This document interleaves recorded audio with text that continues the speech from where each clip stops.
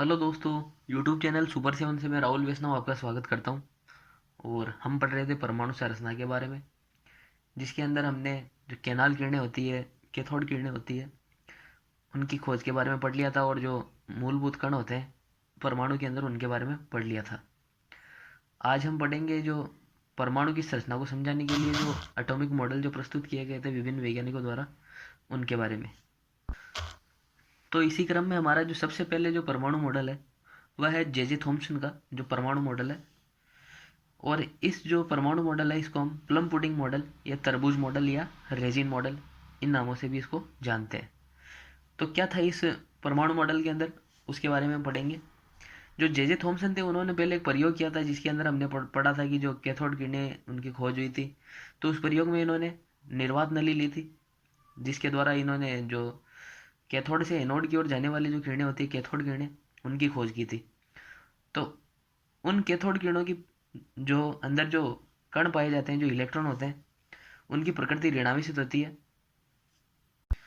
और इन्हीं ऋणावेशित कणों के आधार पर जे जे थॉम्सन ने यह सोचा था कि जो परमाणु होता है, यानी जो किसी पदार्थ की जो सबसे छोटी इकाई है परमाणु, उसके अंदर कोई ना कोई ऋणात्मक आवेश का कोई कण पाया जाता है, जिसे इन्होंने इलेक्ट्रॉन नाम दिया था।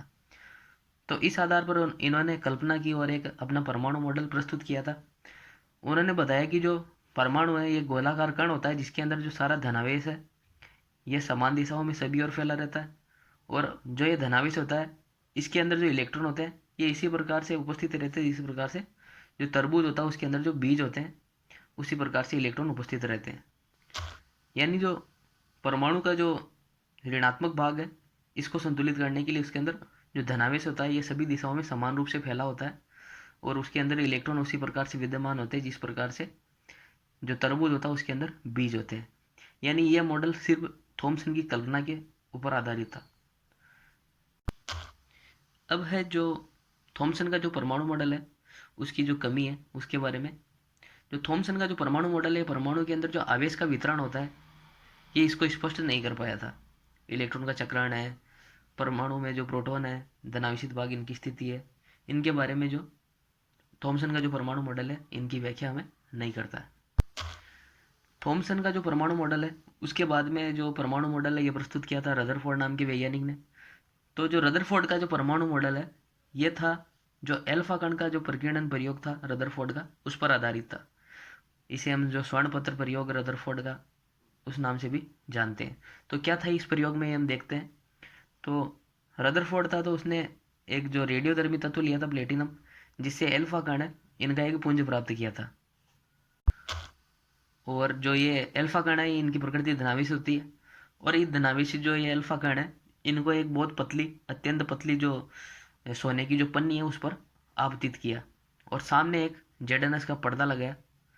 जो ये जेडएनएस का पर्दा है यानी जिंक सल्फाइड का, ये ये जब एल्फा कण होते हैं जब इस पर्दे पर पहुंचते हैं तो यह जेडएनएस का पर्दा ये चमकीला हो जाता है। तो इस प्रकार से ये इनका संसूचन करता है। तो जो यहाँ पर जो एक परमाणु दिया गया है जो कि सोने की पन्ने, जो रदरफोर्ड थे उसने जो सोने की पन्नी काम में ली थी, तो यहाँ पर जो ये परमाणु है सोने का परमाणु है। यानी जो ओरम जो धातु होती है सोना, उसका एक परमाणु है। तो इस प्रयोग में रदरफोर्ड ने देखा कि जो जो ये परमाणु है इसके अंदर से जो जब हम एल्फा कणों का इस पर आपतन करते हैं तो लगभग सारे जो एल्फा कण है ये सीधे परमाणु से निकल जाते हैं। जबकि कुछ है जो परमाणु का जो मध्य भाग है इससे कुछ कोण पर विचलित हो जाते हैं। जबकि 20,000 में से एक कण ऐसा होता है जो मध्य भाग से टकराकर पुनः 180 डिग्री के कोण पर लौट जाता है। यानी रदरफोर्ड ने एक ऐसा अनुमान लगाया कि जो परमाणु होता है उसके अंदर अंदर के भाग में जो जो केंद्र का भाग है परमाणु का, तो इसके अंदर एक ऐसा धनावेशित भाग होता है जो ये धनावेशित कण एल्फा कण इसको वापस परावर्तित कर देता है। जबकि लगभग जो सारे एल्फा कण होते हैं ये सीधे निकल जाते हैं। तो इससे ये निष्कर्ष निकाला कि जो परमाणु का जो लगभग भाग है ये खाली होता है।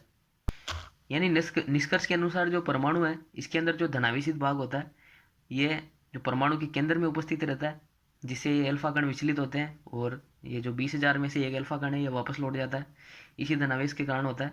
जबकि ये सारा भाग खाली होता है। यहाँ से ये अल्फा कण है ये सीधे गुजर जाते हैं और जेडएनएस के पर्दे पर हमें दिखाई देते हैं। और जो यहाँ पर जो ये धनावेश जिस भाग में केंद्रित होता है उस भाग को रदरफोर्ड ने नाभिक नाम दिया था। तो जो फादर ऑफ न्यूक्लियर फिजिक्स है उसे हम रदरफोर्ड वैज्ञानिक, इसी को हम फादर ऑफ न्यूक्लियर फिजिक्स कहते हैं, क्योंकि इसी ने परमाणु के अंदर नाभिक की खोज की थी।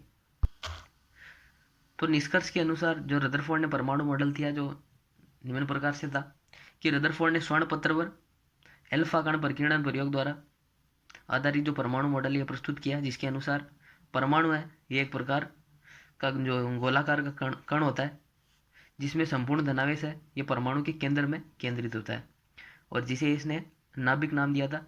तथा सभी इलेक्ट्रॉन है ये नाभिक के चारों ओर वर्ताकार पथ पर चक्कर लगाते हैं, जिन्हें कोश या कक्षा कहते हैं। और रदरफोर्ड ने परमाणु मॉडल को सौर मंडल मॉडल भी कहा जाता है। इसका कारण ये है कि जो हमारा सौर मंडल है जिसके अंदर सूर्य के चारों ओर विभिन्न ग्रह जिस प्रकार से निश्चित कक्षाओं में चक्कर लगाते हैं, उसी प्रकार से जो परमाणु होता है उसके अंदर केंद्र के अंदर जो नाभिक होता है इसकी तुलना सूर्य से, जबकि जो विभिन्न इलेक्ट्रॉन है ये इस धनावेश के चारों ओर चक्कर लगाते हैं नाभिक के चारों ओर, तो उनकी तुलना हमारे उपग्रह से ग्रहों से की गई है। यानी जिस प्रकार से जो विभिन्न ग्रह है ये सूर्य के जिस प्रकार से चक्कर लगाते हैं उसी प्रकार नाभिक के चारों ओर इलेक्ट्रॉन निश्चित कक्षाओं में चक्कर लगाते हैं। इसीलिए जो रदरफोर्ड का परमाणु मॉडल है इसे सौर मंडल मॉडल भी कहा जाता है। और जिस निश्चित वर्ताकार पथ पर जो इलेक्ट्रॉन चक्कर लगाते हैं उन्हें रदरफोर्ड ने कक्षा या कोश का नाम दिया। अब है रदरफोर्ड मॉडल है इसकी कमी। तो रदरफोर्ड परमाणु मॉडल है ये परमाणु की स्थायित्व की व्याख्या नहीं कर पाया। जो मैक्सवेल की थ्योरी है रेडिएशन की उसके अंदर बताया गया कि अगर कोई आवेशित कण है अगर ये किसी पथ पर वर्ताकार पथ पर गति करे तो ये अपनी जो ऊर्जा का जो हार्स होता है ये विकिरण के रूप में विकिरण ऊर्जा के रूप में कर देता है।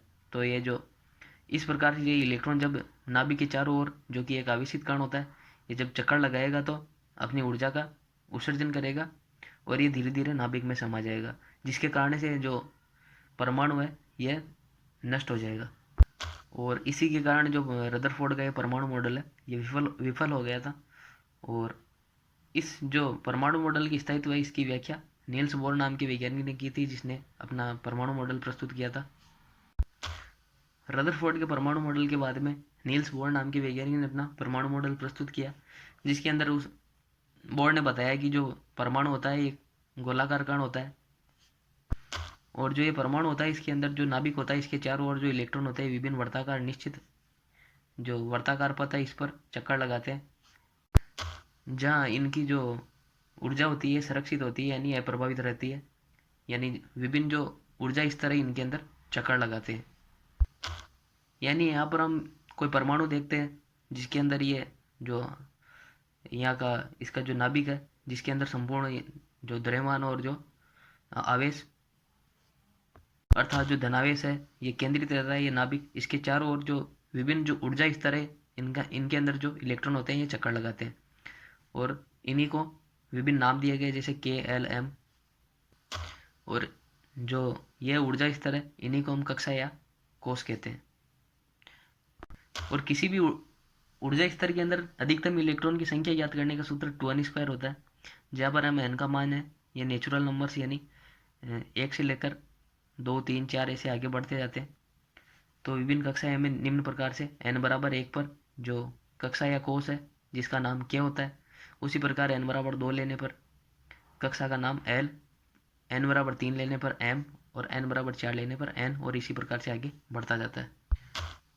और जो विभिन्न ऊर्जा स्तर है इनके अंदर इलेक्ट्रॉन की अधिकतम जो संख्या है इनकी संख्या ज्ञात करने का सूत्र 2n² से हम देखते हैं। तो K कक्षा के अंदर 2n² से अधिकतम इलेक्ट्रॉन की संख्या 2, उसी प्रकार L से 8 और M के अंदर 18 और N के अंदर 32 होती है। जो बोर था बोर ने जो अपना परमाणु मॉडल दिया था तो बोर ने बताया कि बोर ने क्वांटम ऊर्जा स्तरों पर आधारित परमाणु मॉडल प्रस्तुत किया, जिसके अनुसार परमाणु एक गोलाकार कण होता है जिसका संपूर्ण जो धनावेश और द्रव्यमान है यह नाभिक के अंदर यानी जो परमाणु का केंद्र है इसके अंदर उपस्थित होता है। जबकि जो सारे इलेक्ट्रॉन होते हैं ये नाभिक के चारों ओर निश्चित जो ऊर्जा स्तर होते हैं उनके अंदर चक्कर लगाते हैं, जहाँ पर इनकी ऊर्जा है अप्रभावित रहती है, यानी इनका ऊर्जा का ह्रास नहीं होता है।